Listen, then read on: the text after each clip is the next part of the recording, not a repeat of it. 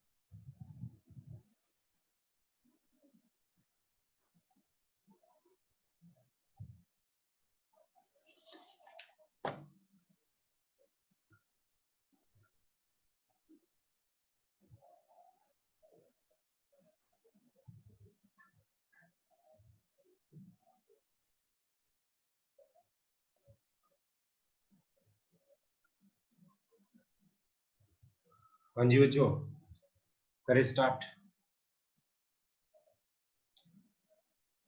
करते हैं आज का। कल मैंने आपको एलसीआर सर्किट करवाया था ना बच्चों। एलसीआर सर्किट के अंदर आपको मैंने फेजर डायग्राम बनाई थी। फेजर डायग्राम क्या थी? इस तरफ क्या था?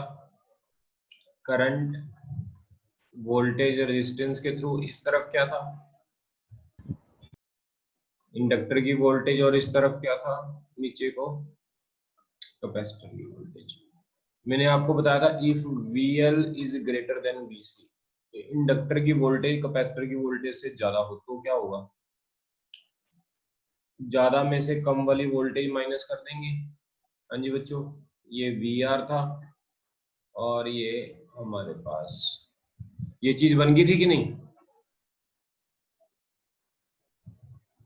Hello, Yes, sir. ओके। जब ये चीज बन गई थी बच्चे, तो इसमें करंट क्या आया था, वोल्टेज क्या आया था, इक्वेशन। इसके अंदर नेट वोल्टेज भी निकाली थी हमने, करंट भी निकाला था। बताओगे वोल्टेज की इक्वेशन क्या थी, करंट की इक्वेशन क्या थी? इसमें ये वोल्टेज थी नेट, और एंगल कितना आगे लीड कर रही थी नेट वोल्टेज करंट से। Five. अगर करंट की equation I is equal to sorry, अगर वोल्टेज की इक्वेशन हम मानते हैं V is equal to V0 sine omega t, तो करंट की क्या होगी बच्चे?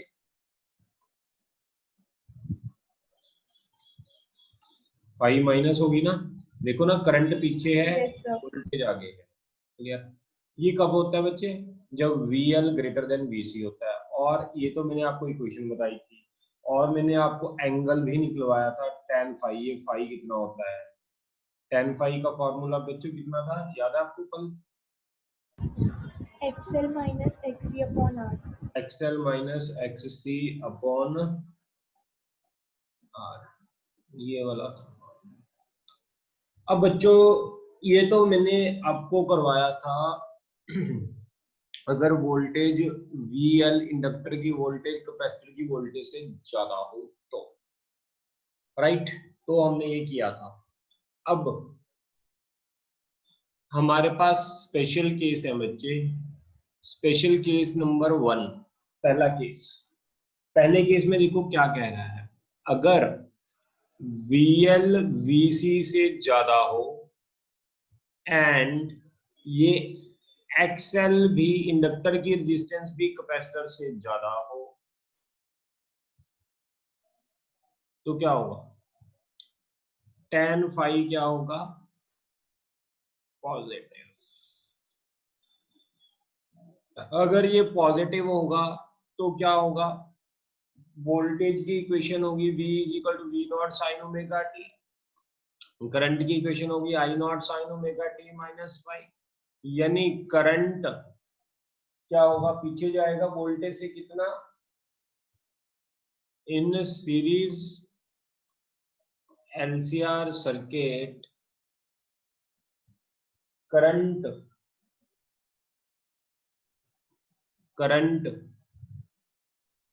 lags behind voltage by an angle phi।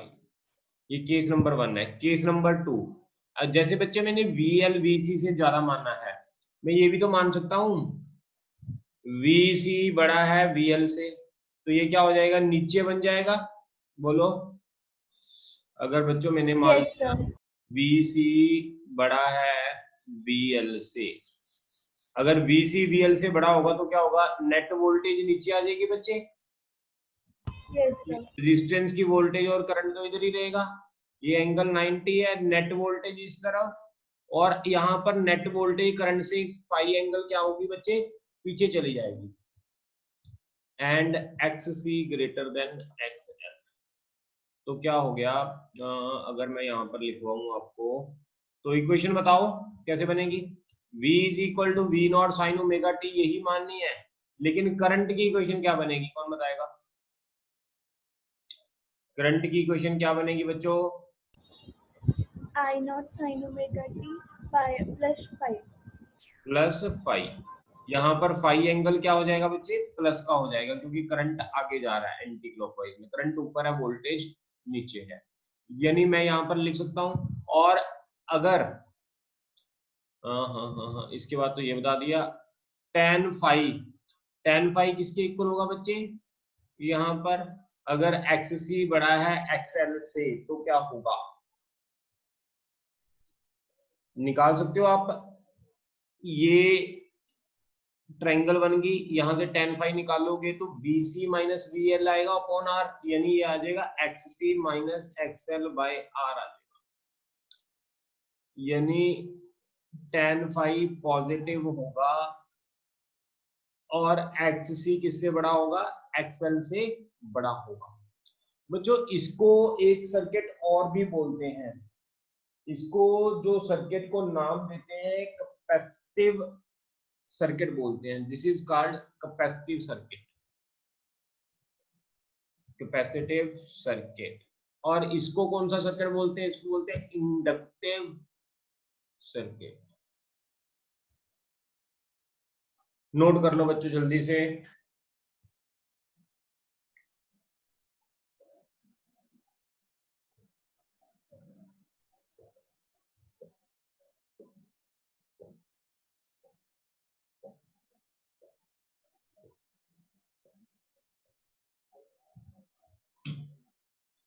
बच्चों नोट कर लिया। Yes, sir. एक थर्ड केस मैं करवा रहा हूँ, रब कर रहा हूँ यहाँ से, थर्ड केस और है, थर्ड केस के अंदर हो सकता है इंडक्टर की वोल्टेज कैपेसिटर की वोल्टेज के बराबर हो जाए, है ना बच्चों। पहले मैंने इंडक्टर की वोल्टेज कैपेसिटर की वोल्टेज से ज्यादा माना, फर्स्ट केस में मैंने इंडक्टर की वोल्टेज कैपेसिटर की वोल्टेज से ज्यादा मानी, सेकंड में मैंने कैपेसिटर की वोल्टेज किससे ज्यादा मानी, इंडक्टर से ज्यादा मानी, थर्ड में मान रहा हूं कैपेसिटर की वोल्टेज और इंडक्टर की वोल्टेज दोनों बराबर है। अगर बच्चों दोनों बराबर हो तो क्या होगा? यस, अगर दोनों वोल्टेज बराबर हो तो क्या होगा? कैंसिल आउट कर लेंगे। हाँ, दोनों कैंसिल आउट कर जाएंगे, ठीक है। Yes sir. तो लिखे यहाँ पर VL और VC से खत्म हो जाएगा, ये VL था, ये बच्चे VC था, और ये VR था, और इधर I था। ये दोनों आपस में खत्म हो गए, तो नेट तो यही बच गया, है ना।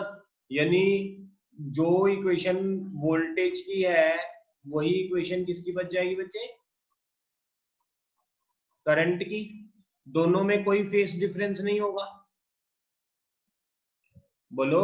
Yes sir. तो यहाँ पर क्या लिख सकते हैं हम, हमारे पास in series LCR circuit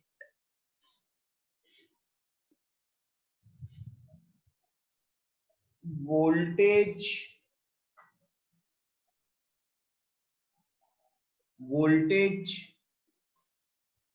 and current are in the same phase. Voltage and current are in the same phase.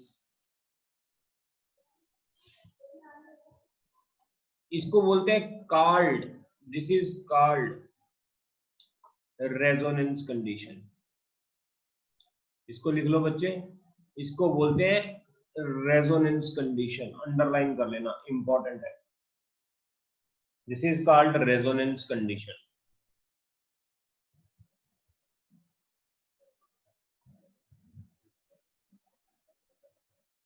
in LCR circuit. Resonance condition in LCR circuit.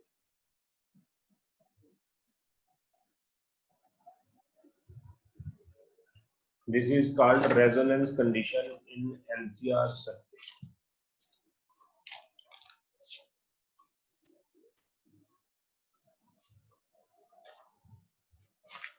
लिख लिया बच्चों? Yes sir. आगे चलें। Yes sir.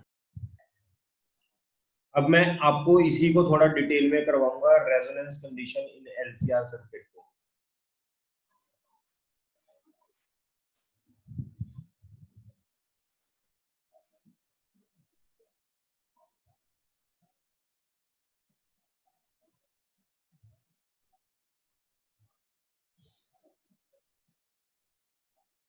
इसी को मैं आगे करवा रहा हूं, रब कर रहा हूं बच्चों मैं इसको। अब नया आर्टिकल आज वाला, resonance condition in series LCR circuit. 3 mark article है ये, आर्टिकल 3 मार्क्स का आपको पेपर में आ सकता है। तो बच्चे स्टार्ट करते हैं, resonance condition in LCR circuit. तो सबसे पहले तो रेजोनेंस कंडीशन का मतलब क्या होता था मैंने आपको बताया था। पहले तो मैं रफ कर रहा हूं, ये रफ है काम बच्चों। रेजोनेंस कंडीशन का मतलब क्या होता था कि current end voltage same phase में होना, है ना। अगर current end voltage same phase में होगा तो सर्किट में करंट इंक्रीज करेगा। वैसे मैंने आपको LCR सर्किट में करंट का फॉर्मूला करवाया था, वो करंट का फॉर्मूला बताएगा कोई कितना था? करंट का फॉर्मूला कितना था? V0 अपॉन रूट, हाँ जी बच्चों कोई बताएगा? V0 अपॉन रूट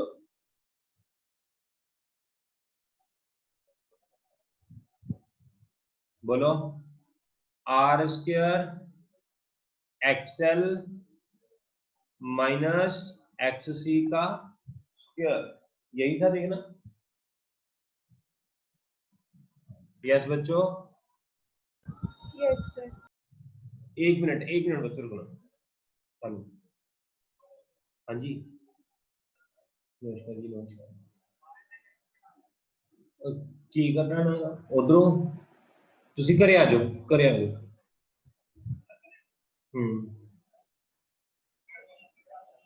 मैं क्लास लगा रहा थी, थोड़ा टाइम लगना, घंटा लगना। ओके हाँ जी, हाँ जी बच्चों, देखो एलसीआर सर्किट के अंदर, इन एलसीआर सर्किट, जल्दी देखो, करंट की वैल्यू ये थी जो मैंने कल करवाया था, I naught is equal to V naught upon root R square plus X L minus X C का स्क्वायर।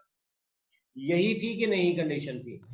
ये Yes, कब sir. थी? जब मैंने VL VC से ज्यादा माना था। देखो आप कल वाला आर्टिकल देखो ध्यान से और मुझे बताओ ये कंडीशन सही है जो मैंने लगाई है? Yes, sir. ओके, कोई डाउट तो नहीं है ना यहाँ तक बच्चे? अब No, sir. अब मैं बच्चे आपको ये कहना चाह रहा हूं, अगर रेजोनेंस का मतलब होता है, मैंने आपको क्या बताया था रेजोनेंस का मतलब? ये दोनों बराबर होना, बोलो, एक्सएल एक्स सी के बराबर होना। Yes, sir. ये रफली मैं समझा रहा हूं आपको। अगर एक्सएल एक्स सी के बराबर हो गया तो बच्चे यहाँ पर क्या बच जाएगा? I naught is equal to V naught root R square plus 0 V naught by R बच गया। Yes, sir. इस केस में ये डिनोमिनेटर जो है, ये वाला डिनोमिनेटर मिनिमम हो गया। बोलो बच्चों, जब ये Yes, sir. खत्म होगी तो डिनोमिनेटर मिनिमम होगी, ये क्वांटिटी मिनिमम होगी, ये छोटी होगी। Yes, sir. अगर ये छोटी होगी तो करंट क्या हो जाएगा? Maximum. Oh, very increase, increase. यानी कहने का मतलब एट रेजोनेंट कंडीशन जो ये टर्म है, it become minimum and then current जो होगा वो मैक्सिमम हो जाएगा। रेजोनेंस कंडीशन का मतलब ही ये होता है करंट का सर्किट में मैक्सिमम होना। वो कैसे होता है? जब एक्सएल किसके बराबर हो जाता है? एक्ससी, यानी इंडक्टर की रेजिस्टेंस कैपेसिटर की रेजिस्टेंस के बराबर हो जाती है, तो हम इसको उस केस में कह सकते हैं कि सर्किट में करंट क्या है? मैक्सिमम है।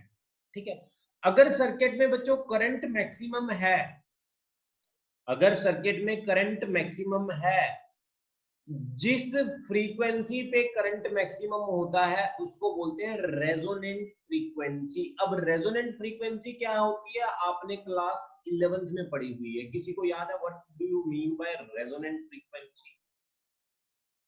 क्या होती है रेजोनेंट फ्रीक्वेंसी? किसी को याद है? किसी बच्चे को? ये ऐसे स्विंग है, इस स्विंग पे कोई लड़की बैठी है, हमने इस स्विंग को पुश किया, धक्का मारा, स्विंग को जब हमने पुश किया तो ये आपको फोर्स लगानी पड़ी। कुछ देर बाद जब आप कंटिन्यूसली इसको धक्का मारते गए, ये कंटिन्यूसली ऐसे ऑसिलेट करने लगी, कुछ देर बाद आपको बहुत कम एनर्जी लगानी पड़ेगी इसको ऑसिलेट करने के लिए। आपने बस हल्का सा हाथ लगाया और ये ऑसिलेट करने लग जाएगी, राइट? हाँ जी बच्चों, ठीक है। इसको बोलते हैं रेजोनेंट फ्रीक्वेंसी। रेजोनेंट फ्रीक्वेंसी का मतलब क्या होता है? आपकी फ्रीक्वेंसी जो आप इसको पुश कर रहे हो और इसकी ऑसिलेट करने की फ्रीक्वेंसी जब मैच कर देती है तो एम्पलीट्यूड एकदम से बढ़ जाता है। उस केस में, एम्पलीट्यूड बढ़ने के केस में हम इसको बोलते हैं रेजोनेंट फ्रीक्वेंसी। जैसे कि और एग्जांपल, रेडियो। रेडियो आपने देखा है, रेडियो में एफएम मान लो 91.7 कुछ भी है चैनल, है ना? जब आप उसकी रेडियो की निब को घुमाते हो, टर्न करते हो, तो टर्न करते करते जब आपकी रेडियो की फ्रीक्वेंसी इस चैनल की फ्रीक्वेंसी से मैच कर जाती है, तो एम्पलीट्यूड एकदम से बढ़ जाता है सर्किट में और ये चैनल, ये रेडियो कैच कर लेता है और आपका रेडियो चल जाता है। This is called resonant frequency. इसी तरह और एग्जांपल कौन सी हैं? जैसे लाइक अर्थक्वेक आया। अर्थक्वेक कब आता है? जब अर्थ के ऊपर जो बिल्डिंग बनाई हुई है इसकी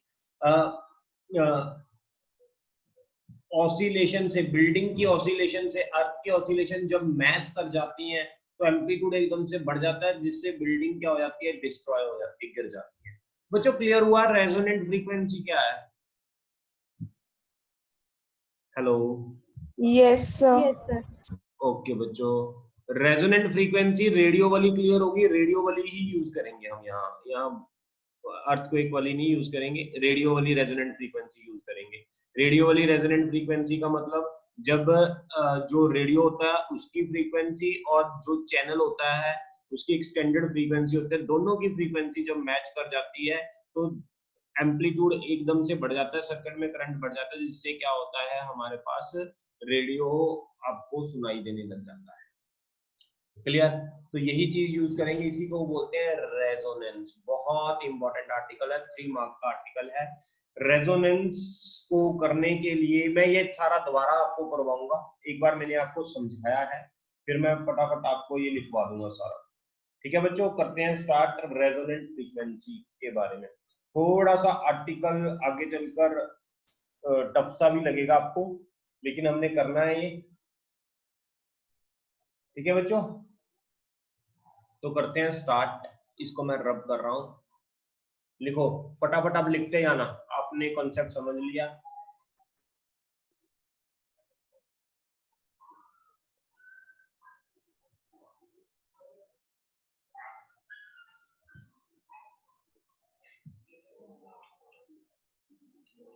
फटाफट लिखते जाना आप।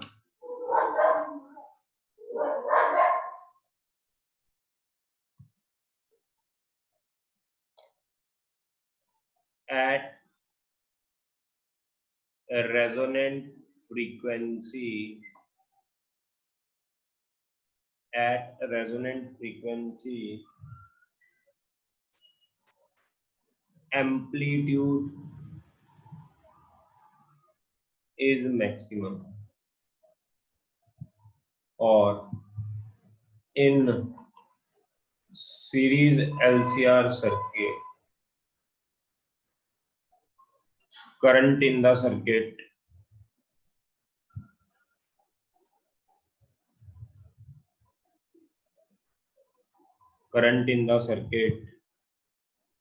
becomes maximum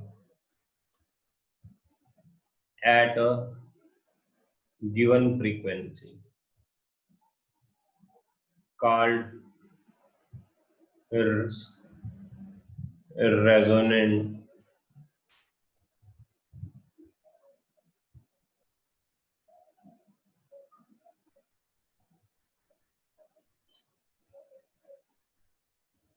resonant frequency।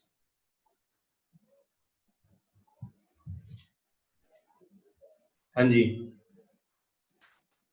इन सीरीज LCR सर्किट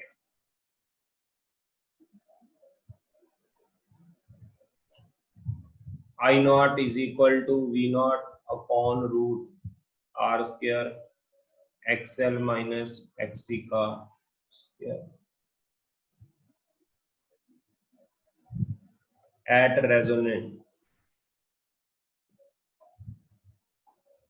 करंट जो होगा बच्चे वो मैक्सिमम होगा। तो ये इसको Z भी बोल देते हैं, आपको पता है। Z जो होगा बच्चे वो मिनिमम होगा।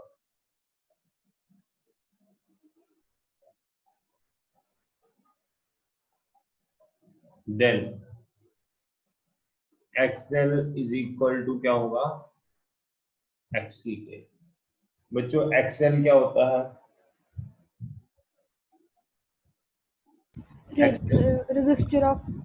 Resistance of inductor. XL की वैल्यू बच्चे क्या होती है, याद है?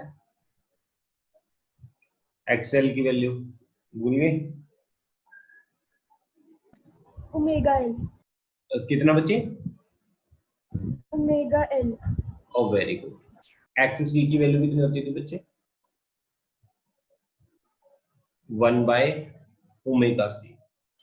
एक चीज और मैं यहाँ पर बता दूं, अगर करंट मैक्सिमम होगा जेट मिनिमम होगा। जेट मिनिमम होने का मतलब होता है I not V not upon R square plus 0, ये आ जाएगा V नॉट बाय R।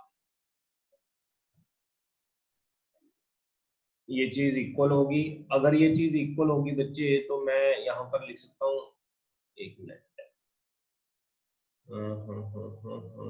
एक मिनट, थोड़ा सा मैं स्टेप वाइज करता हूँ। यहाँ पर लिख लो XL is equal to XC for this। XL किसके बराबर होगा? XC के बराबर होगा। तो ये इसको बोलते हैं बच्चे maximum current. This is called maximum value of current. यहां तक देख लो, किसी को कोई स्टेप में दिक्कत है यहां तक? Also No, sir. also at this instant frequency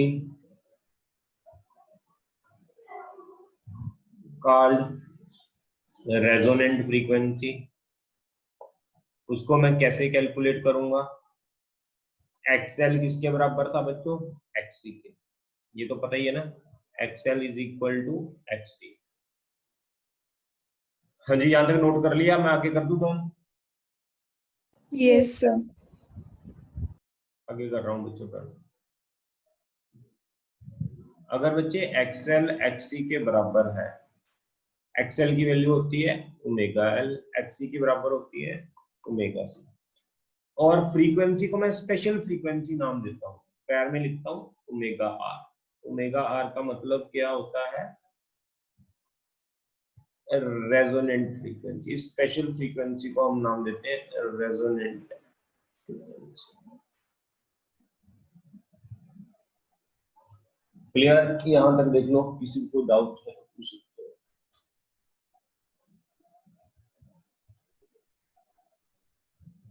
हाँ जी, चले आगे।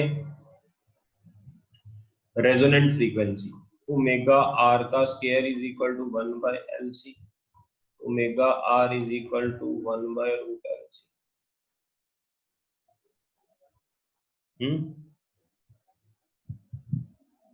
हाँ जी बच्चों, यहां तक क्लियर? और Yes, sir. ओमेगा होता है 2 pi FR 1 by root LC। FR आ जाएगा 1 बाय 2 पाई रूट LC। ये एंगुलर फ्रीक्वेंसी है, ये फ्रीक्वेंसी है।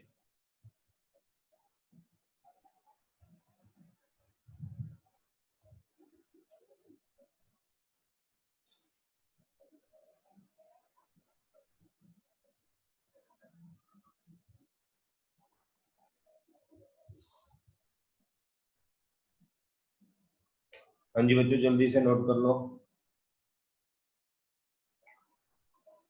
Done, sir. ओके।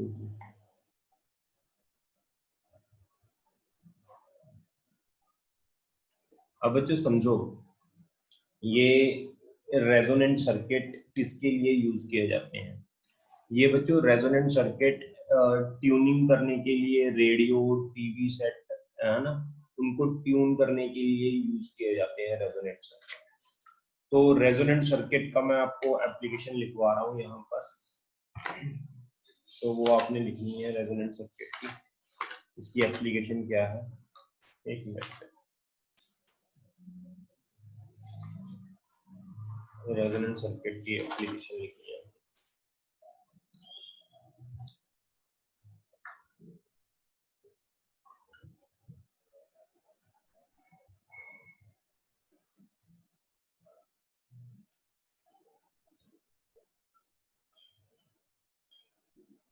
है तो देखो थोड़ी सी बड़ी भी है इसकी डेफिनेशन, आपको आप छोटे से में भी लिख सकते हो, इसको छोटे थोड़ी सी बड़े में लिख सकते हो या फिर छोटे में लिख सकते हो। इसमें लिखो इसको। लिखो एप्लीकेशन, इसका फायदा क्या होता है resonance.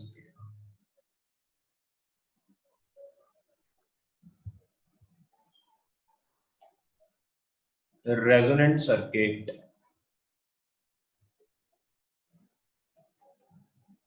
are used in tuning mechanism, tuning mechanism of a radio और a TV। आजकल तो टीवी में यूज नहीं करते, पहले पुराने समय में यूज करते थे। The antenna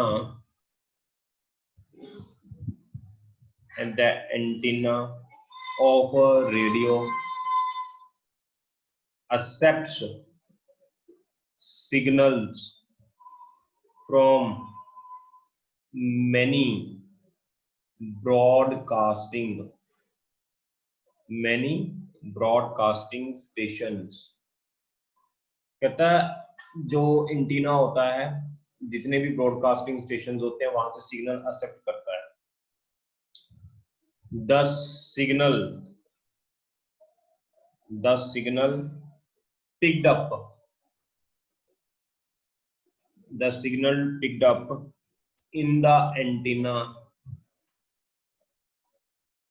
act as a source in the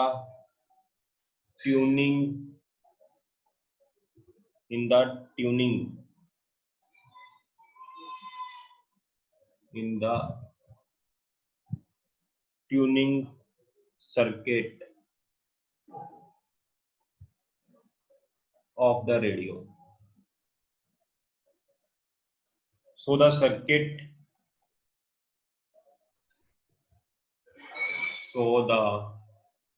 circuit can be driven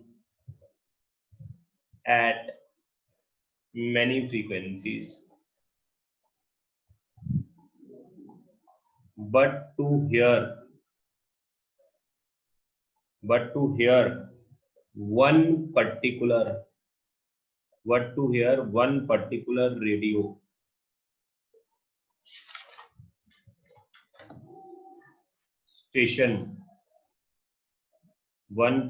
radio station, we tune the radio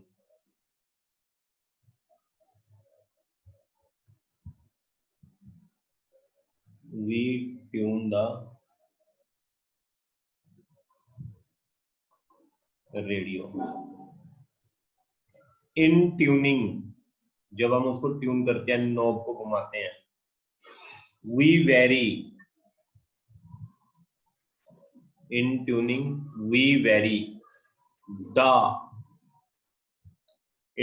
हम जब ट्यून करते हैं ना, एक्चुअल में जब हम एफएम वगैरह चलाते हैं, ट्यून करते हैं, तो एक्चुअल में हम क्या करते हैं, समझो मेरी बात। दो चीजें हैं फ्रीक्वेंसी को मैच करने के लिए, दो चीजें हैं, एक कैपेसिटर है, एक इंडक्टर। दोनों में से किसी एक को चेंज करेंगे तो frequency will change. In tuning we vary the capacitance. किसको वेरी करते हैं? कैपेसिटेंस को, of a capacitor, such that the resonant frequency of the circuit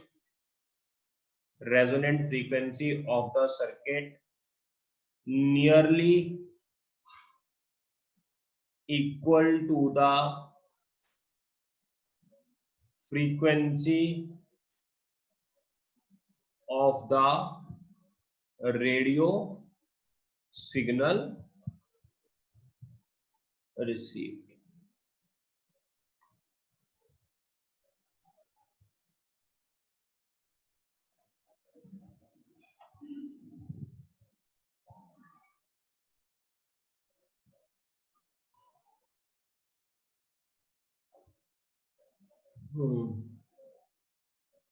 Nearly equal to the frequency of the radio signal received। जब दोनों की frequency match कर जाए बच्चों, क्या हो जाएगा?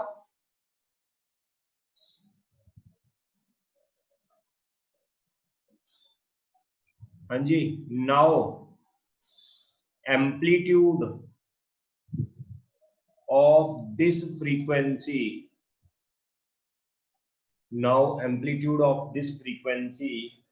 current in the circuit current in the circuit is maximum.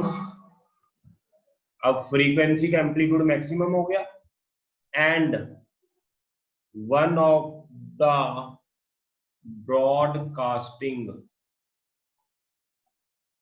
Station is selected out of many, किसी एक को वो सिलेक्ट कर लेता है। बच्चों इसको आप एक लाइन में भी लिख सकते थे, जितना मैंने आपको ये पूरा लिखवाया ना, इसको एक लाइन में भी लिख सकते थे। रेजोनेंट सर्किट को हम किसमें यूज करते हैं वो मैं आपको बताता हूँ। एक लाइन में आप कैसे लिख सकते थे इसको, radio station knob changes the capacitance of frequency will change and at frequency जब मैक्सिमम होती है तो 1/√LC के इक्वल हो जाता है। That's it. एक सिंपल लाइन में भी लिख सकते थे, frequency will change on changing L and C and at a particular frequency called radio resonant frequency amplitude maximum current in the circuit maximum। Clear बच्चों, यहां तक समझ आ गया आपको सारा? Hello? Yes, sir. Sir. Yes, sir. Okay बच्चों, ये सारा नोट कर लो, स्क्रीनशॉट ले लो, चाहे नोट कर लो, ठीक है। बाकी कल हम इससे आगे करेंगे, अभी आपका ये टॉपिक रहता है, कल चैप्टर पूरा होगा आपका, ठीक है। मैं बड़े आराम से करवा रहा हूँ इस चैप्टर। सर सैटरडे इस चैप्टर का टेस्ट? हाँ बिल्कुल, एसी का पूरे का टेस्ट होगा, सब्जेक्टिव होगा पहले, फिर ऑब्जेक्टिव नहीं, ठीक है बच्चों। बस आप इतना कर लो नोट आज के लिए। और आपकी क्लास जो होती है वैसे तो 7 o'clock होती है, कई बार लेट हो जाए तो 7:10, 7:15, 7:20 तक भी जा सकती है, ठीक है। लेकिन ट्राई करूंगा मैं 7 o'clock स्टार्ट करने करूंगा क्लास। ओके बच्चों, बाय।